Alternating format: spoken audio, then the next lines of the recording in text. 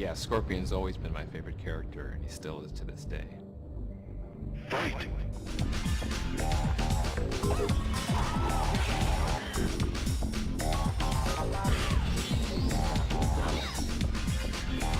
Playing Scorpion's cool. I mean, you get to be kind of just a little bit crazy, a little bit nuts. You know, it's like you're a ninja. How cool is that? I've played him in Sub-Zero mythologies. I did some motion capture for Scorpion, and I played him during some of our live events for Mortal Kombat. I am Scorpion.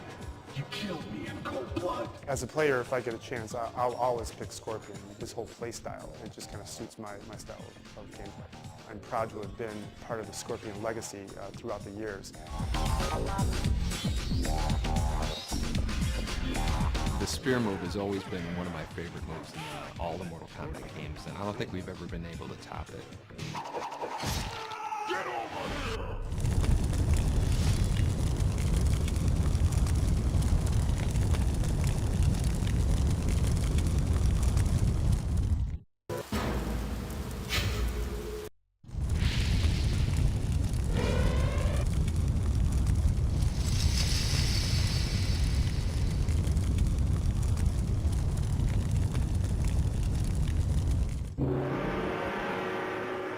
Sonya is a badass.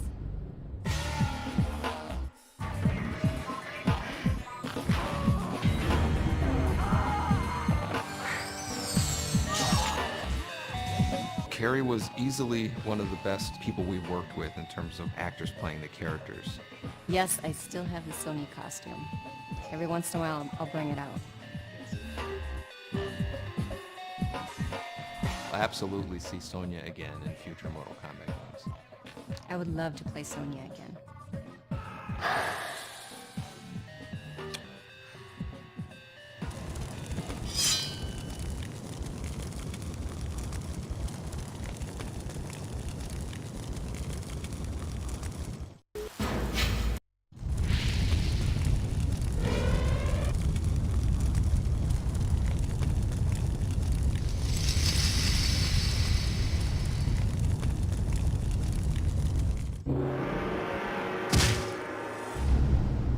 Cabal first made his appearance in MK3. He was originally designed as kind of this nomad, sand person kind of character. Again, we really wanted to create a character that seemed to have a handicap of sorts in terms of, like, he had this breathing apparatus that kept him alive. He still had these incredible powers that none of the other characters had. He had a lot of cool moves. He had his dash, which he would run past a character, spinning him around, and then he could pull off some combos on him. And everybody kind of liked his tornado move where he would run by the opponent and then they would spin like a top and kind of get a free hit on them. Cabal also had these hook sword weapons that one of the few characters in the 2D games that actually had a weapon in the game.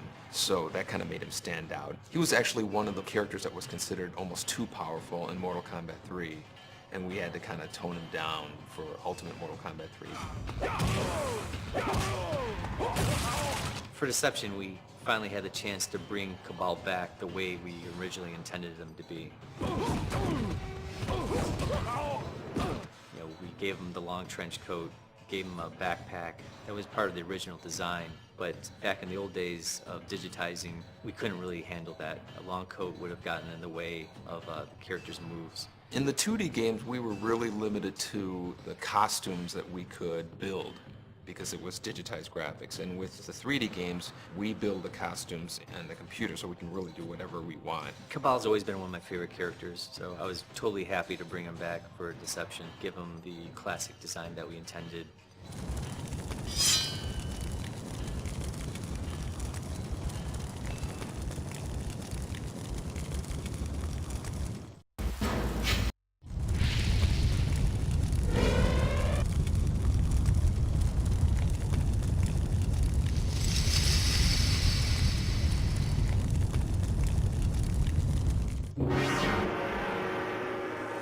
Shang Tsung, he is the symbol of evil for Mortal Kombat. He's always around. I think he's been in almost every game.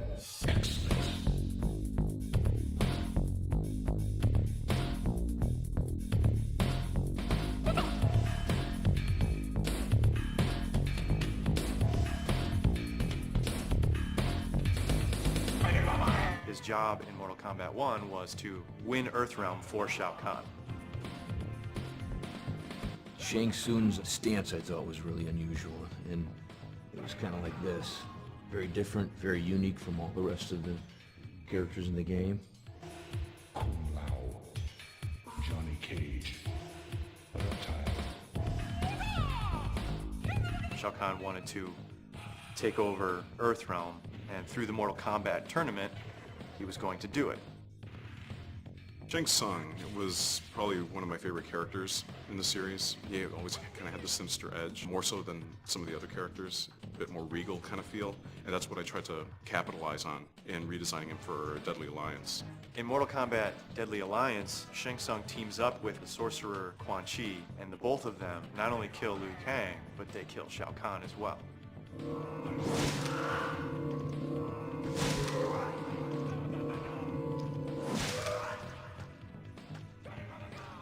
Shang Tsung wins. Fatality. Shang.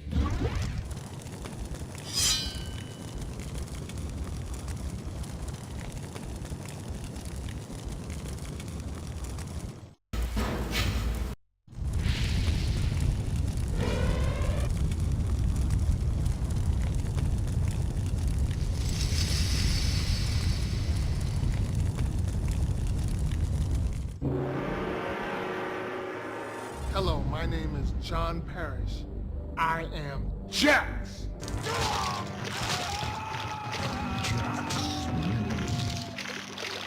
Fatality. Being the big guy, I was using raw strength and mental attitude. Be energetic, to be powerful, to actually portray myself as a hero, as I would look at it. John Parrish was great to work with. He was really one of the easiest guys to work with in terms of being able to do all the moves and all of the special attacks. I am the real Jax. We worked with him throughout Mortal Kombat 2 and Mortal Kombat 3, and he did a lot of promotional stuff with us. It was really great. When he first put the makeup on my arms, it took him 6 hours to do total.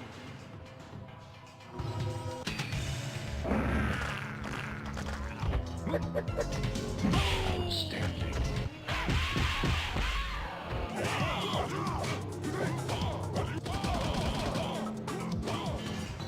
Actually, it feels great to be part of the Mortal Kombat legacy.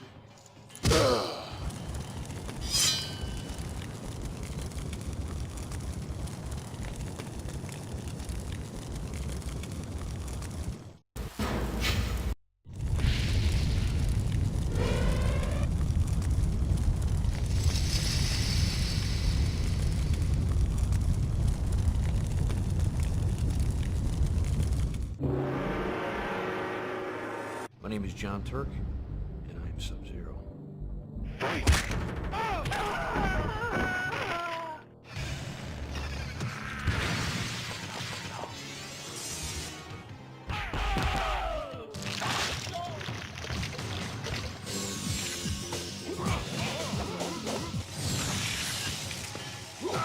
You know, the freeze move in the first Mortal Kombat really came about because I was always a big fan of kind of setting up the player for a free hit.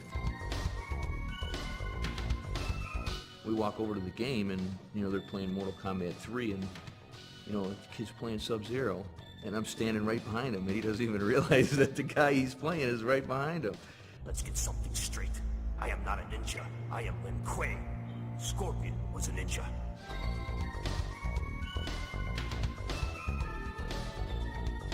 My martial arts style defined the character of Sub-Zero's based on the way I move. The way I kick, the way I punch, the way I turn, the way I move my leg when I do sweeps.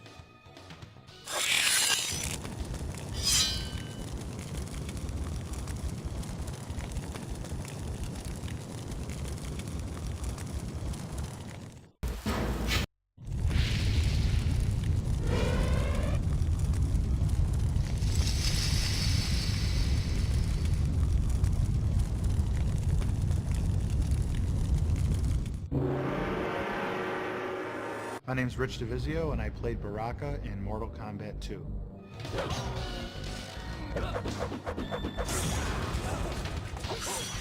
We were trying to come up with characters, you know, and we were going to costume stores and looking around and found a mask of this monster. There was this very tight mask that I had to wear. You know, painted it up, you know, kind of made it all butchered up his face. And I just remember tons and tons of water just coming down my neck. And we took like, you know, fake nails and put them on for his teeth and spray painted them silver. This mask was skin tight. And those made up his teeth. And so people don't realize that, you know, this really scary creature is made up of, you know, a mask and some fake fingernails that were bought in a supermarket. That shoot was unbelievable. Baraka hasn't been in many Mortal Kombat games, but he's been a fan favorite for a long time.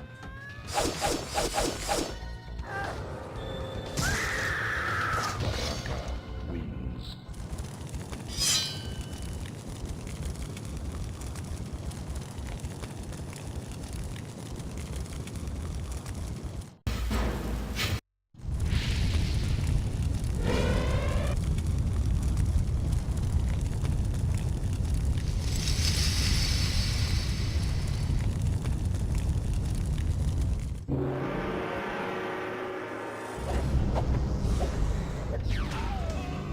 Melina was created because we needed to stretch the memory in our game again. We were out of memory. We had a cool female character in Katana, and we wanted to kind of double up on that and give her, you know, special moves, make an anti-Katana in a sense. And so that's kind of where Melina came from.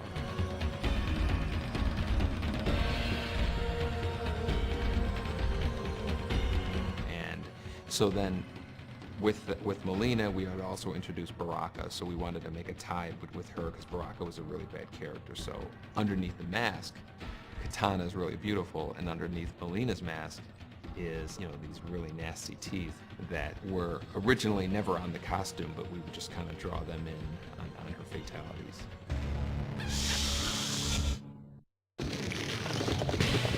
Melina wins.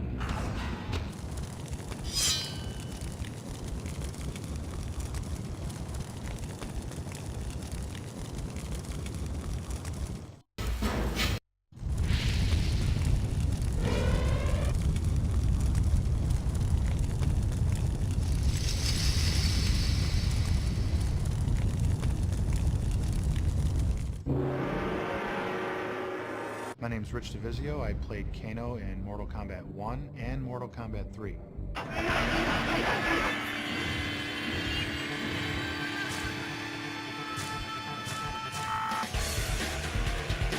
We wanted to make a guy who was kind of half cyborg, half human, and so we put this metal plate on his face. Again, we bought something at a costume store and, you know, put makeup on and attached it. And the guy who played Kano, this guy Rich DeVizio, he brought it to a new level. He gave him his character. He just, you know, really became Kano in a sense. It becomes a part of me. When I played Kano, I actually felt that it was kind of a showcase for myself to become larger than life with this character. I really believed that I can be this guy, and it worked out very well. It's not hard for me to embrace a character and become it. One of the favorite moves that I like that Kano did was his fatality, and it goes a little something like this.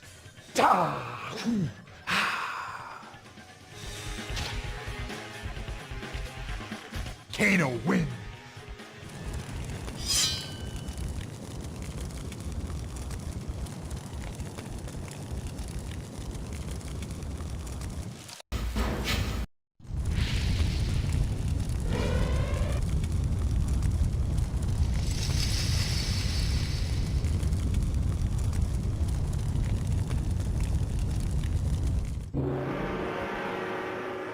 My name is Anthony Marquez, and I played Kung Lao.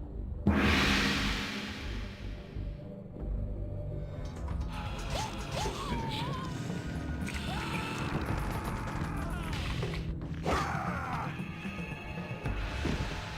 After the first Mortal Kombat, the creators wanted to introduce another Shaolin monk type character.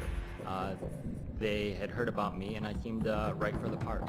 Tony was probably one of the best martial artists that we worked with. You could see his character, you know, the kicks are really high and they're authentic, so he lended a lot just because of all of his experience with martial arts.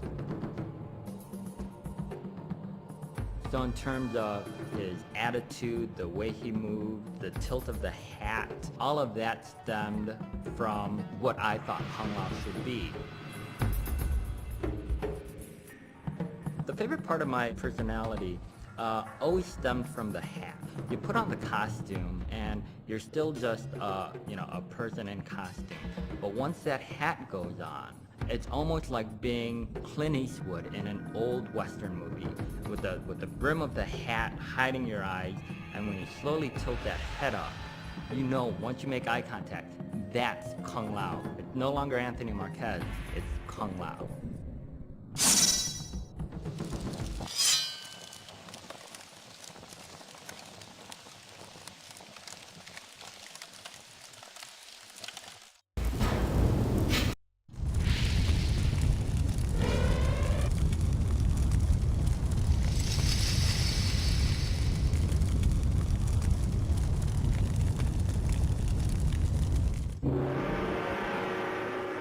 I think that Nightwolf is your quintessential Native American icon.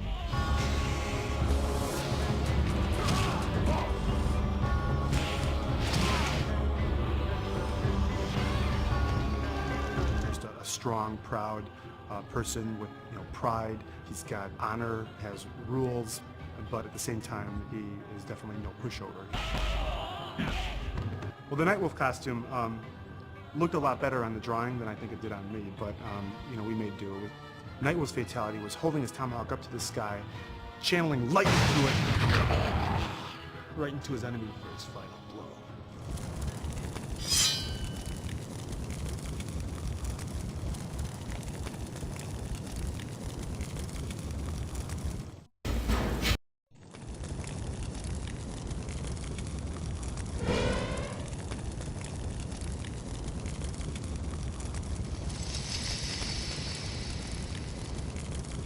This place, it feels dark.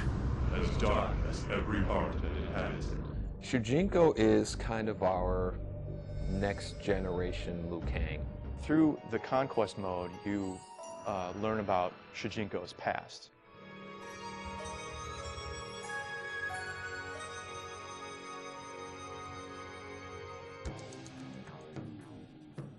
He lives in the MK universe, meets up with all the characters, and eventually trains to become a warrior. It's kind of fun walking around, and you meet with Sub-Zero or an ancestor of Sub-Zero. I am Princess Kitana. If you are the champion of the Elder Gods, perhaps you can aid us in our struggle. When you finish it, you see him at age, 60 or something like that, and that's when he is basically unlocked in the arcade game.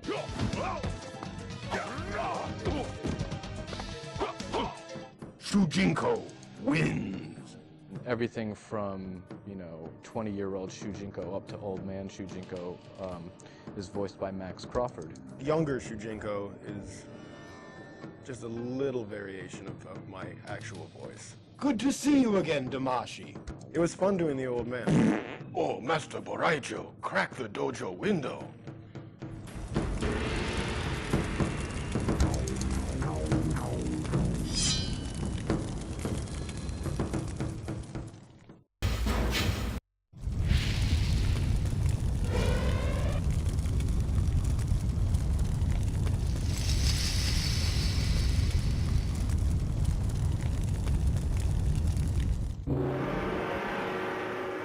My first impression of seeing myself in the game, I was ecstatic because I knew it was me.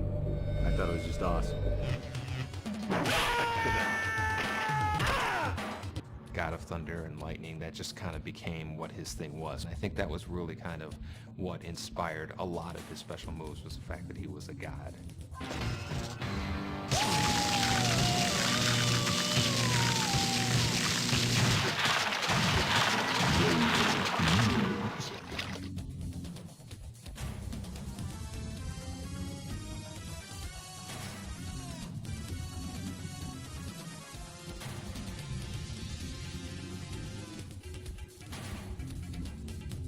In real life, I am a martial arts expert. I've been doing various arts for probably 22 plus years.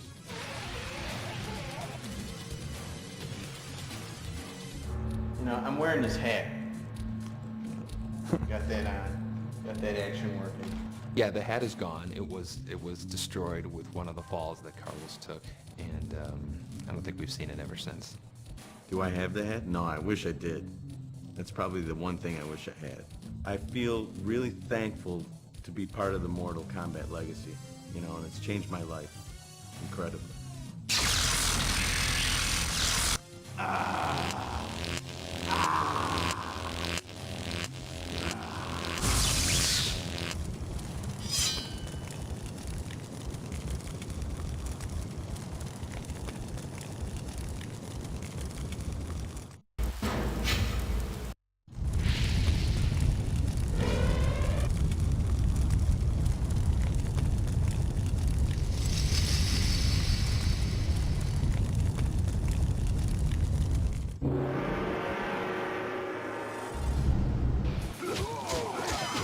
I believe Kenshi's name in Japanese means sword saint. His storyline from his past is that he used to travel Japan and challenge experienced swordsmen and warriors just to defeat them so he could become the best in Japan. Eventually he lets his ego get the best of him, and so Shang Tsung gets him to open up this tomb of Kenshi's ancestors, which blinds Kenshi. Shang Tsung then absorbs these warrior souls and becomes stronger, and he leaves Kenshi for dead. Kenshi then realizes what has just happened, and now he's got a vendetta against Shang Tsung. His sword that he finds there in the tomb is actually his ancestor's sword. Fight! You would assume he's disabled because he doesn't have certain abilities, but then we compensated it by giving him other abilities, and that kind of makes him that much more interesting of a character. So he's one of the strongest characters in Deadly Alliance, and you wouldn't think so having a character being blind. Kenshi basically has the ability to propel his opponents in various directions. Lift them up over his head and slam them on the ground, propel them behind him, push them forward. So it's really like he's a very powerful distance player where you have the ability to attack your opponent even when you're at great distances.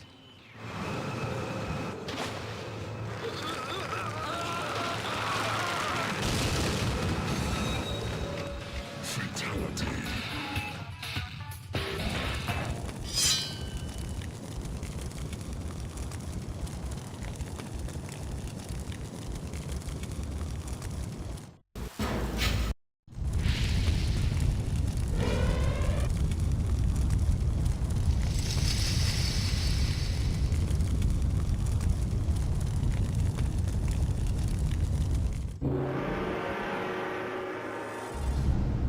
Shao Kahn was the big bad guy in Mortal Kombat. Feel the power of Shao Kahn.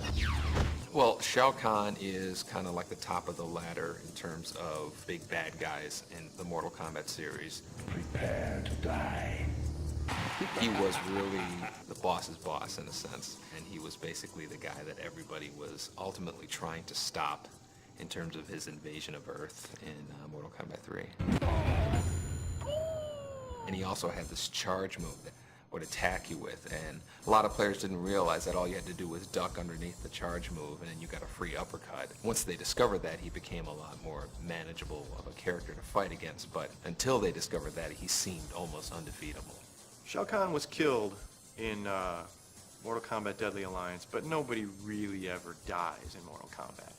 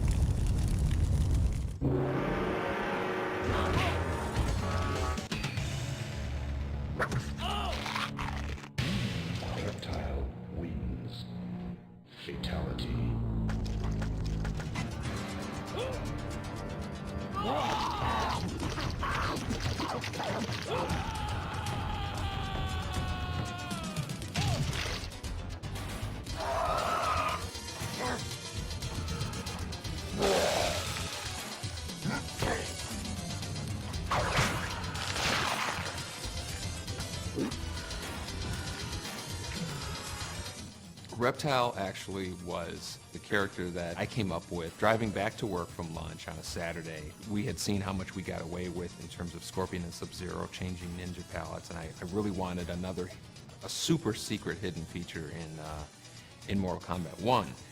And came up with these really odd set of circumstances to make Reptile appear. It was rare enough that people would say that they had seen him and nobody would believe him, and so it worked out perfectly. I am Reptile. I talk like this. And then I have to go like this. Yeah, Reptile, the infamous Green Man.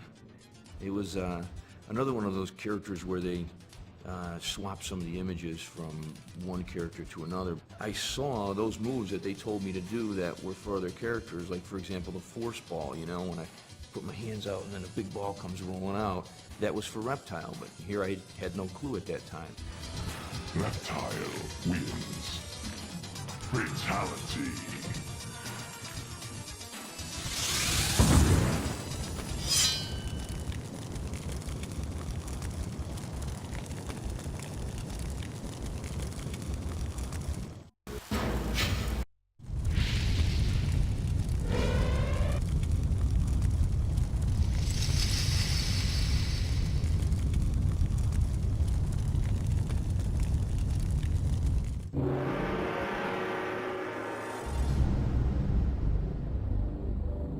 Smoke originally came from our memory limitations that we've had in doing arcade games, and just as Scorpion and Sub-Zero were using the same images and getting more mileage out of them by changing the color, when we were out of memory for Mortal Kombat 2, I always liked putting in secret characters in the game at the last minute that nobody knows about.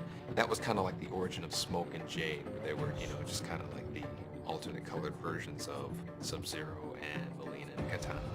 He had a lot of cool moves as a robot. He had this grappling hook that would come out of his chest, and just had a lot of cool moves, which made him a player favorite.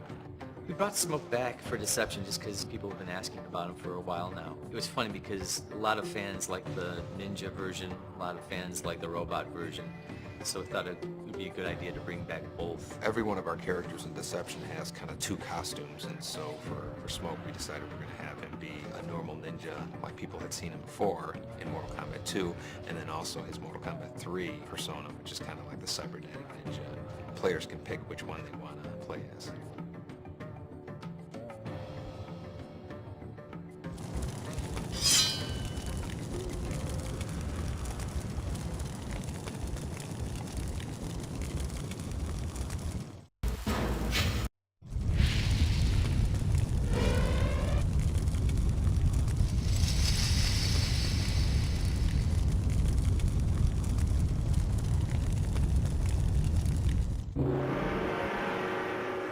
For Deception, our goal was to really say, let's bring back the nostalgia characters, and obviously Sindel, Nightwolf, Baraka, Mileena, all of those are in that category, and so we had to bring them back. Fight.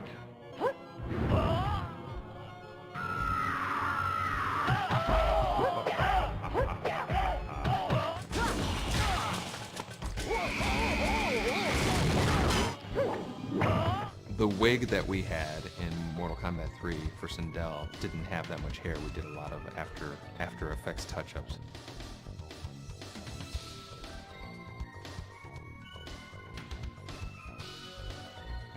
She had this ability to scream at super loud volumes, and that would stun the opponent and give you kind of a free hit.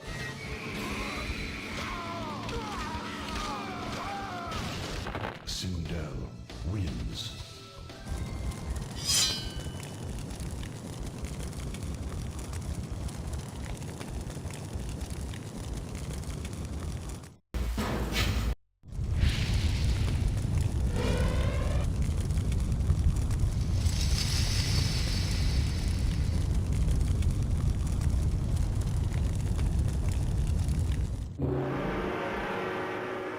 Well, I think Katana was really one of the favorite characters from Mortal Kombat 2.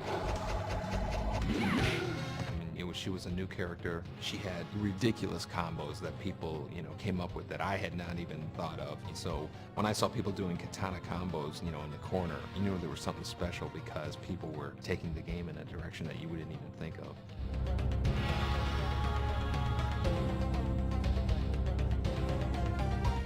Well, Katana was similar to Melina in that had a limited amount of memory than the Mortal Kombat 2 machine, and we wanted to get 12 characters out. So Katana and Melina are really kind of the female version of Scorpion and Sub-Zero.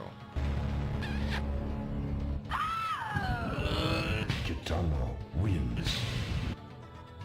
The clock's victory.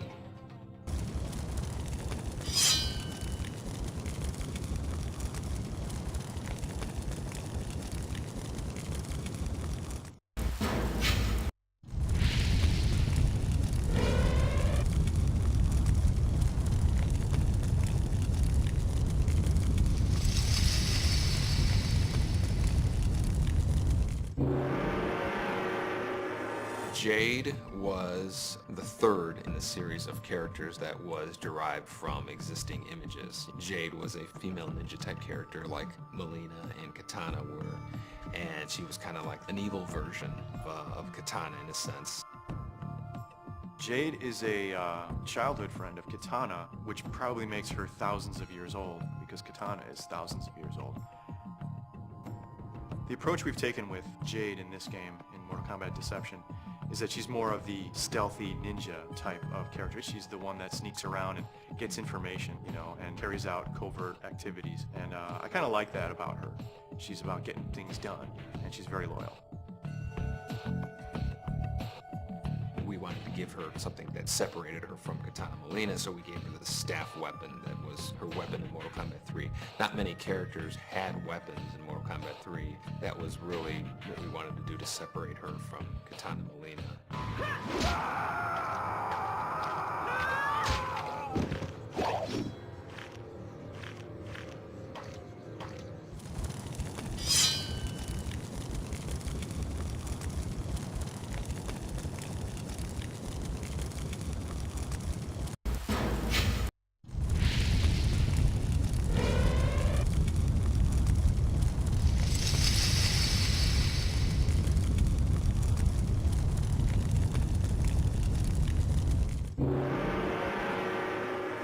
The favorite character that I played in Mortal Kombat was definitely Quan Chi. Do not fail me. We have toyed with the ninja long enough. Quan Chi was a really interesting character because he was created for a game called Mortal Kombat Mythologies. You are responsible for this, sorcerer! Which was an adventure game that was being produced at the same time as we were doing Mortal Kombat 4. And so we thought it would be interesting to have him make an appearance in Mortal Kombat 4 as well as Mythologies, even though those two games happen in completely different parts of the Mortal Kombat timeline. Quan Chi is one of the most mystifying characters to me. We really don't know what his origins are other than he's from the Netherrealm and he's part of the Brotherhood of Shadow. Who knows how old he is? You know, he could be as old as the Netherrealm itself. But he is definitely evil. He is definitely an evil guy. I think of him as the greatest sorcerer in the Mortal Kombat universe. I think of him as being even more powerful than Shang Tsung.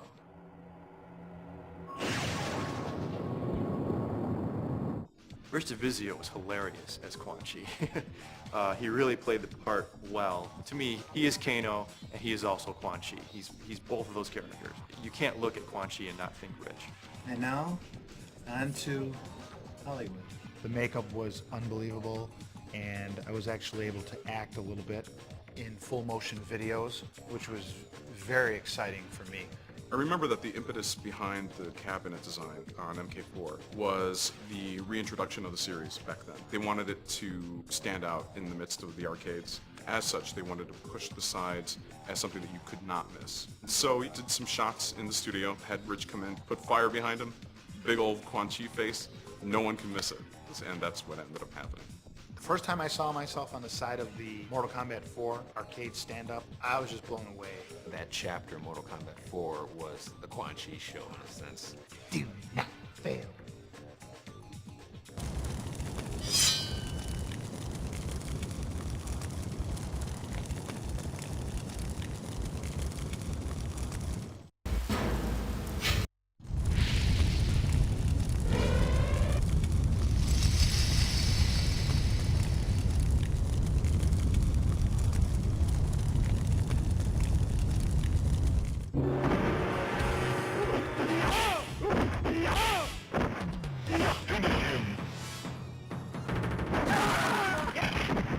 Cage wins. Finisher. Johnny Cage wins. Flawless victory.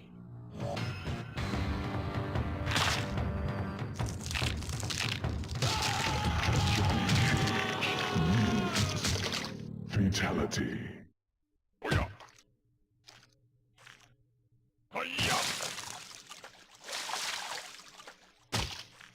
Johnny Cage wins. Fatality. Johnny Cage was kind of like our version of a Hollywood action star. He's the one character not to take too seriously. He's not a brooding hero. He's a, hey kind of hero. He's a Hollywood guy. A lot of flair, a lot of pizzazz, still very skilled martial artist, but put in the situation with all these noble Shaolin monks and Lin Kuei ninjas. Johnny Cage, to me, is almost like the comic relief of Mortal Kombat. He's the actor, so he doesn't take this all as seriously as a Liu Kang or a Raiden or Kung Lao will take it.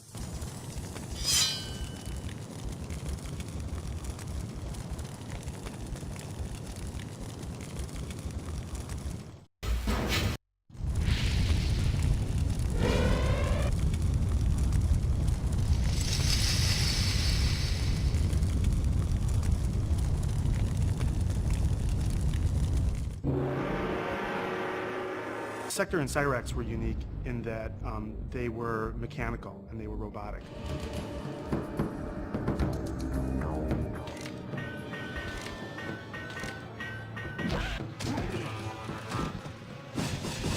A funny story about Cyrax and Sector was that originally we could not think of a name for them, so Tony Goski came up with the name Ketchup and Mustard, Ketchup being Sector and Mustard being Cyrax. Cyrax was one of the many characters portrayed by Sal DeVita. When Sal was playing Cyrax, I felt the worst for him because he had this helmet on that I remember him sweating a lot inside, and he had just unbelievable tolerance for discomfort. The costume for Sector and Cyrax was really heavy. It was a lot of plastic armor and plastic chest plates, but then a custom-made helmet, but hot, uncomfortable, couldn't breathe, couldn't hear anything, but somehow we made it through it. It was great.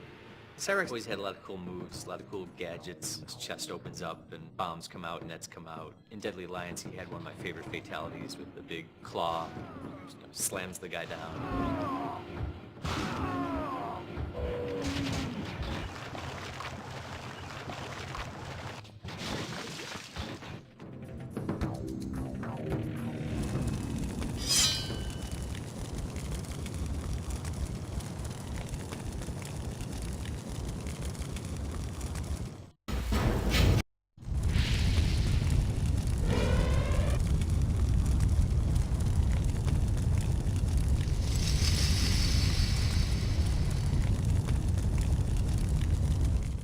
Fight!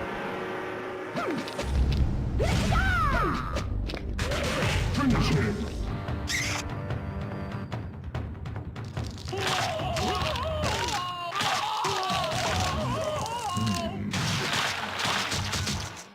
Fatality.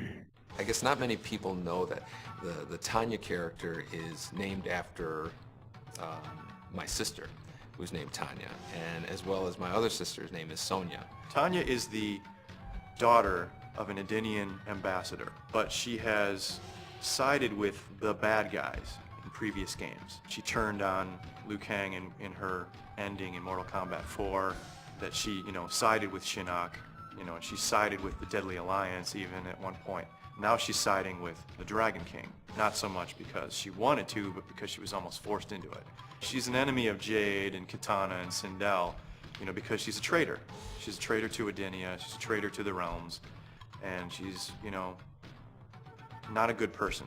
Tanya has always had her boomerang projectile move, which is one of the more outrageous projectile moves in the game. And we're giving her that boomerang move in Deception again. And in addition to that, she has a weapon. So she has a bigger arsenal of attacks than she did in the previous games. Let's finish him!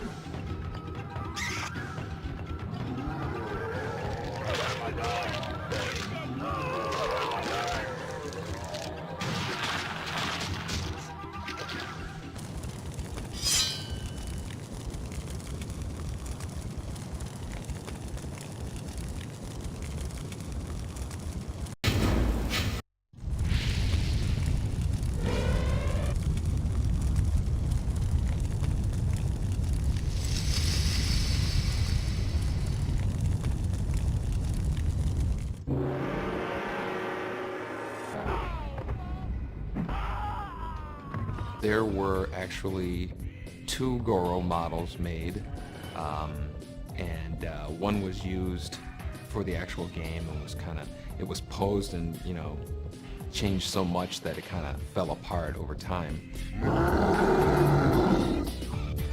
And I have one of the original Goro models that's stashed away at home.